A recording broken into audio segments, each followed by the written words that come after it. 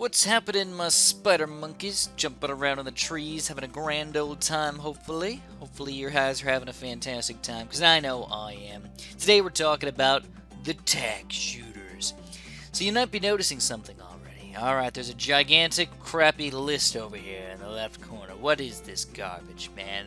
What is this stupid list? Reminds me of your stupid farm list, Chris. Yes, you'd be correct. It does. What I want to do today is I actually want to talk about the TACK shooters and the most effective / efficient TACK shooters over here, because there's so freaking many of them all over the place. You could get millions of different combinations. This is one of the towers that, like, there's so many different combinations that you can get.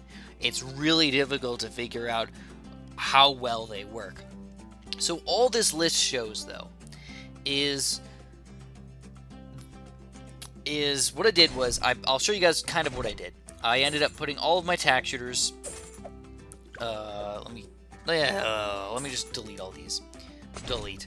I put 6 TACK shooters over here, in these general locations right here. Then I sent out 999 rainbows, and what I did was I upgraded all these to different upgrades. For example, I would do faster shooting, super fast shooting, more TACKs, combinations, and all that other junk. Eventually getting up to 3rd tiers and all that other junk. And that's the list you guys see on the corner over here. Is while I sent out these 999 rainbows, at the end of the 999 rainbows, here we go. Gotta throw in some lives over here. At the end of these 999 rainbows, I basically got a pop count, and I used that pop count for my list right here. It's not perfect. There's no perfect way to do this, but I think this is one of the best ways that we can sort of test out the TACK shooters en masse, because there's just way too many to talk about each individual one, and that's straight up for shiznit, guys. So what you're going to look at is you're going to look at the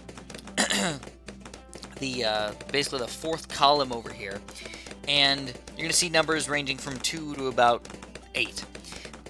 And the higher the better. That's all you really need to know. The higher the better.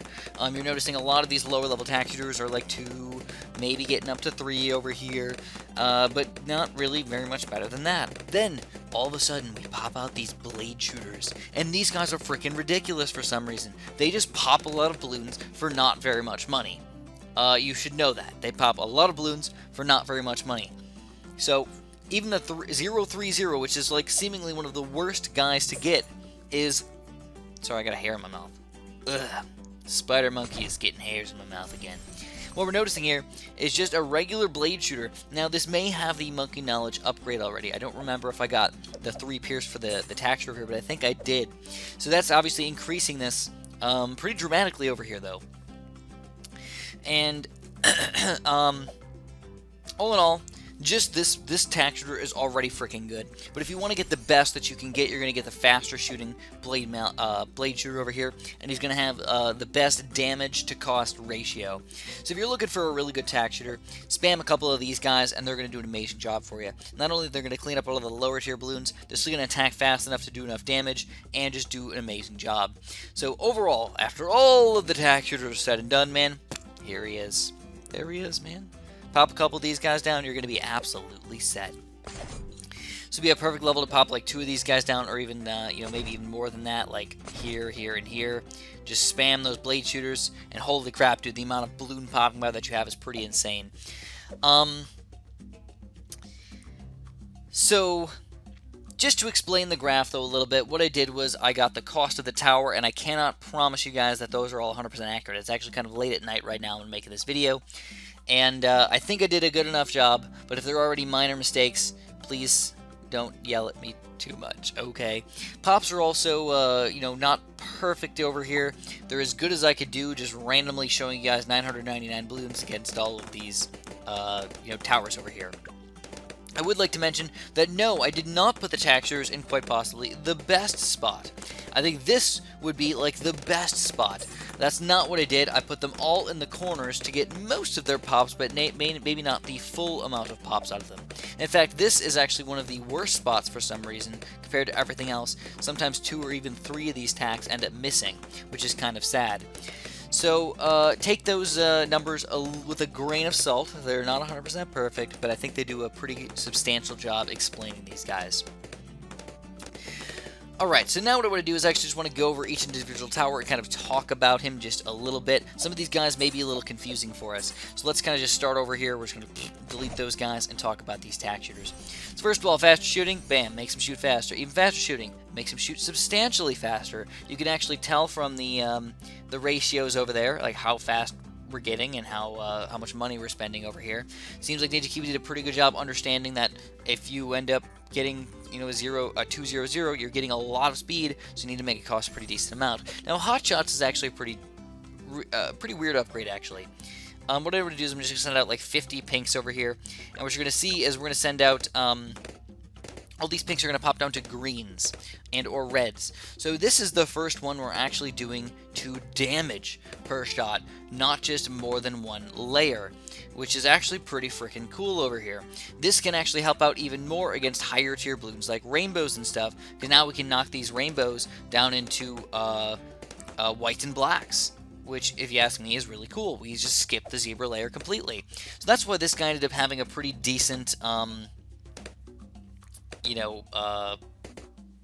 I don't even know what to call it. Efficiency rating, pop count limit, whatever the heck you want to call it over here. It's kind of a made-up number that I just made up. Higher is better. It's the pop-to-cost ratio is what it is. So, this guy did pretty well, and it's mainly because he does that 2 damage per shot. Those 2 layers per shot. But of course, you don't want to just chill with this guy. You probably want to get more tax and stuff. But again, if you look at the thing over here, it gets a little bit goofy. It's like not... Actually, I think I just skipped the 200. I just went straight to the 302 because I know that I'm never going to get this guy without that upgrade. So once we get up to this 4th tier, though, what we're going to do is we're going to notice that now it's the Ring of Fire. Again, I didn't put it in the perfect spot over here, guys. I did not do a perfect job. I put it still in this weirdo spot down on the corner here. That could play into my numbers just a little bit. But, he's decent. He's actually not that amazing. This is the 402 right here. And you're noticing we're getting about 4.5, 5.5, which is lower than just a freaking blade shooter over here, which is kind of crazy, man. Just a regular 032 even, which is the worst of the blade shooter upgrades you can get. This guy was not as strong. Now, the nice thing is you don't have to spam quite as many blade shooters to get this guy, so just putting one of these guys down is actually not a bad tower at all. He's going to do a great amount of pops, do a good amount of damage and everything.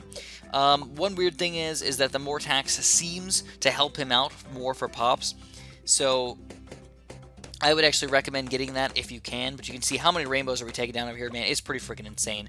On top of that, we do 3 damage per shot, or 3 layers per shot, instead of just that 2 from the fire shots over here. Once you get up to the Inferno Ring, it gets pretty insane. It does do a lot of damage, but because it costs so much, it ends up not being quite as efficient as you want it to be. It seems like it just shoots faster, but it still does the same thing as the other guy. On top of having an extreme amount of range, though. Notice this is the range it has without even getting the extra range upgrade for this guy. This is the more tax upgrade for it. So it's pretty freaking cool, if you ask me. If you want to spend the $60,000 or whatever on this guy, be my guest, but I think you're probably better off going for some other random towers instead. I'd probably set my limit at the Ring of Fire here, not go up to the Inferno Ring in most situations. But then moving on, we're going to talk about the Blade Shooter over here. So now you're spending a lot of money to get the extra range, which isn't that effective, the super range, which isn't that effective, just to get this Blade Shooter right here. And as what you can tell, though, is once you get the Blade Shooter, holy crap, does your pop to cost ratio go crazy up in here, man. Just the 0.30 already has a 4.8. That's one of the best tack shooters in the game, even better than some of the 5th tiers over here. Like, what? That's crazy, man. It is. It's freaking ridiculous. But it is what it is, man. This guy's good by himself, and then spend the extra $125 and $300 or so just to get this guy up to 2.3, which is the best tack shooter in the game for cost to pop ratio. That's basically the main goal of this video, is to show you guys that this Blade Shooter is boss. Now moving on to the Blade Maelstrom. Well, of course you guys know the ability is pretty freaking cool over here. Not only do you have the best popping power tower in the game already, now we can add some pretty extreme bonus to it. So now if I send out something like 50 ceramics, I can use my ability right here. It's not amazing, it's not perfect, it's just good, but it does have infinite popping power. What I mean by that is he can go, each different blade can go through infinite Bloons. So even if there was a million ceramics on the screen, those blades would never eventually reach a pop limit. They just keep on going until the end of the screen. So that's where the lag really comes into play. If I did send out like 999 ceramics over here, but I had zero spacing, we're going to see, hopefully, unless lag really freaking hits me hard here, man, I can take down all these ceramics down to nothing. So, you notice we just popped him down to the next layer over here. Are we going to be able to get him down to nothing? Oh, lag's getting pretty extreme over here. Come on, little blade maelstrom, finish him off, buddy. And we get them all down to blues over here. We're popping, thousands of balloons every second, and then we don't end up popping down these last few layers. He wasn't strong enough to get all the way through them. But obviously, a really solid tower because of that infinite popping power. Same thing with the Super Maelstrom. Also has infinite popping power, but just throws out way freaking more blades over here. So, what I'm going to do is I'm going to clear these guys out again, and what I can do is I can also send out, again, 999 ceramics. This time, we're going to easily take them all down, again with a little bit of lag, though. Basically, instead of just 2 maelstroms, we're sending out 4 maelstroms now. And again, these all have infinite pierce, so, I mean, that's just insane right there. You can tell we can easily take these things down, and it lasts a lot longer than the regular Maelstrom over here. Is it worth it to go for the Super Maelstrom over just getting a bunch of random regular Maelstroms? I don't think I can answer that question for you guys today. I would personally say that that getting more regular Blade Maelstroms is better, but as far as the cool factor is concerned, this Super Maelstrom is looking mighty sexy over here. Hello, hello. You are looking good today, honey buns. Heck to the yeah, they are.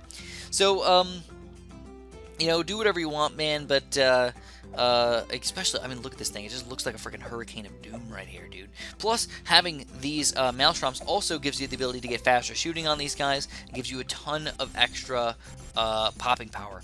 So, personally, like I said, I would go for the big chunks of Maelstroms over here rather than a bunch of Super Maelstroms. Why does this guy look so much weirder? Oh, because I didn't get up to Maelstrom. I'm an idiot. I just got regular blade shields. Like, why does this one look different than the rest? I'm getting tired here, man. Alright, so that's them. I think you can get to about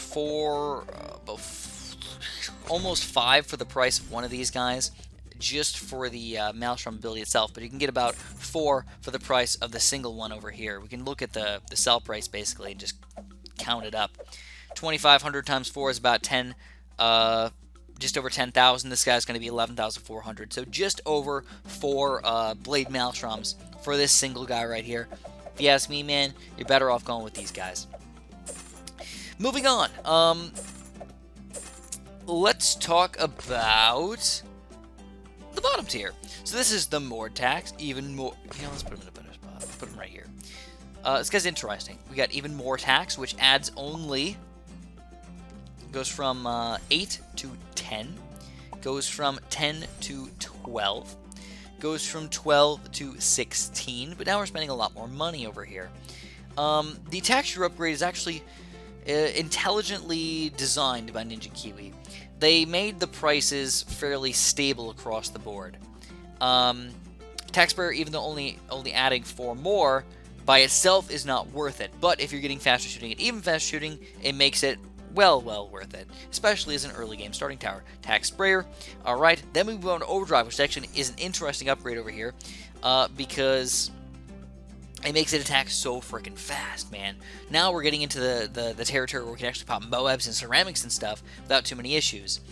So just to kind of show you off really quick, let's send out, I don't know, like 10 ceramics really quick, just kind of show it off.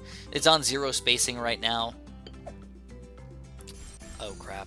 That looks terrible. Let's get faster shooting. I think his range is just terrible, man. So what you gotta do is you at least gotta add in this monkey village right here. And you can even go crazier, man. Like add some like primary training, double his pierce basically, just like make him in frickin' insane over here. That's a great addition to your texture, by the way. Primary training is gonna be your friend. Not a perfect position for this guy, not a perfect everything, but I don't know, he just looks so bad right there. I feel like, oh, 900, what? maybe that's my problem. I have 910. I meant to send out 10. Let's do a spacing of 1. Alright, this might change a little bit, guys. This might be a lot better for us. Let's send out 10 ceramics here and see the difference. Alright, you can finally see we can take down ceramic layers and everything. It's still not, like, super powered or anything, but it does a decent amount of damage. If you actually look at our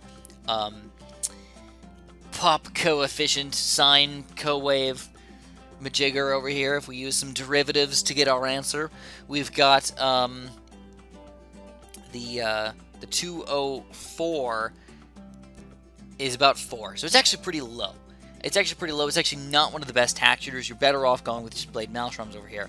If you add in some primary mentoring and all this other junk, then he can start getting a lot more powerful. If you guys don't know, this is a monkey village upgrade that makes all of your primary monkeys basically stronger. Primary training already adds in more range, pierce, and projectile speed. And then this guy adds... oh, it just gives tier 1 and 2 for free. I thought it also powered them up, but I guess I was wrong. Okay, so primary training is basically the one you want to go for if you're just trying to power up your towers just a little bit. It's a great addition for being fairly cheap. It's only about 750 bucks or so on medium. Then going up to the TACK zone. Now this is an interesting tower because he ends up going to a pretty extreme amount of speed as well as getting a lot of range. Look at that range, baby. What? Now, you might have to plan ahead if you're trying to get up to the TACK zone over here. You can't just willy-nilly throw him out in a stupid spot over here. You may end up wasting a lot of your popping power. Like, even on this map, I don't even know if that's even a good spot for him. Of course, he's going to do a decent job. I don't know if it's going to be perfect. So what we can do is we can send out 10 Moabs over here. Just kind of test the waters a little bit, see how good this guy is. You can see he's taking down a lot of the Moab layers, but still not one of the most powerful towers in the game. I like this guy. I think he's fun to use, but I still don't feel like he's the most powerful tower in the game. He's more just like a fun little additive feature for us. But personally, I'm more of a fan of like super monkeys and stuff. Mainly because if I do end up putting this guy in a certain spot, he doesn't have the ability to aim. He just sort of throws things out. So, he's okay. Don't get me wrong, he's okay. He's fun to use and everything. But again, I wouldn't go all the way up to 5th tier with this thing. I would just get a couple blade shooters and just kind of go to town with those guys. Overall, just to sort of finish off with the tack shooter, guys. Blade shooter's the way to go. I said that a lot already. Go for the 2-3 blade shooter if you're going to go for any blade shooters. They're wonderful. They do a great amount of pop and power for a fairly cheap price. Blade Maelstroms are actually pretty interesting over here. If you want to use these guys to sort of clean up a lot of the balloons, they have a very quick cooldown on their ability over here, so you can end up using it quite a bit. Yeah, look at this cooldown already, man. It's only about 20 seconds or so. Like, not bad at all. It's also going to help out against rounds like 63 and 76 and 78 if you really need that guy, and still is able to clean up some balloons on those harder rounds between 80 and 100. So it can be a great addition to your team. Super Maelstrom is probably a little bit too expensive for what you're getting. You're better off just using a couple random Blade Maelstroms because you can use them spaced out instead of just all at once just having one super Maelstrom. You can have a couple spaced out Stroms and go pastrami on this thing. Alright? Spaced out pastrami on. I don't know, man. I'm getting tired. I should not be making this video, to be completely honest with you guys. The Ring of Fire and Hotshots really aren't that bad. You know, they're very reasonable towers to use. But because you have to pick between the long range and the more tacks, it gets a little bit iffy and weird about it. The nice thing about him, though, is that he does go through ceramic layers pretty quickly, because it only takes 3 shots to go through a ceramic layer. So, if you do send out something like 1, 2, 3, 4, 5, 50 ceramics over here, he can chug through these guys pretty reasonably quickly. But again, because he reaches his pop limit sort of fast, you might not find him all that effective against almost everything else. You know, even the Bloons, like, I used to think, oh man, Ring of Fire is like the way to go against the Bloons. I'm finding him to be I find him to be a little bit less amazing than I thought he was. But you can tell we chopped through the ceramics pretty darn quickly, right? So just getting rid of the ceramics on round 63 or one of those other tough ceramic levels, this guy could be a great addition to your team. Put him right after you're going to normally pop the Moabs, and he's going to be great. Sadly, because of his limited range, he may not be as effective as you want him to be. So, that's pretty much it, man. Blade Maelstrom's the way to go. If you're just going for some early popping power, the Anything you get is decent. Get a 2-2, a 1-0, a 1-0-2, whatever the heck you want to get, man. Just throw a tack shooter down. He's going to do something decent for you. Personally, in my regular games, what I found to be one of the best tack shooters for me was, if you put them in the right spot, a 2-0-3. That was my favorite tack shooter to use in the regular game, because it can help out against, you know, all the pinks and yellows and blacks and whites all the way through around like 31 or so. So this is my personal favorite tack shooter to use, even though it doesn't really show that in my numbers over there, guys. That's the basic way to put it. Last thing I want to say about the tack shooter is positioning. Sure, positioning seems easy, but for the tack shooter, it's actually really weird. One thing that I have to say is because the range is so small, sometimes putting it in the middle of these things actually is bad. It'll never reach the balloons sometimes. So a better way to do it is to put it just a little bit closer to where the balloons are going to be coming in and or leaving, especially if they're in a circle over here. And then you're going to notice that they can reach over to the other side. The tacks will still reach over here before they disappear. So even though it's out of his range, they don't disappear at the end of the range. They can still keep on moving. So if I do send out 10 rainbows right here just to confirm, you're going to see the tacks are still going to reach over to the top and the left side over there without any issues. So you can still see we're getting our max popping power out of this tack shooter. So if you guys enjoyed this video, make sure you press that like button for me. Subscribe if you haven't. Hopefully I didn't miss anything throughout this video. If I did, you can let me know in the comments below. And of course, have a super duper delicious day.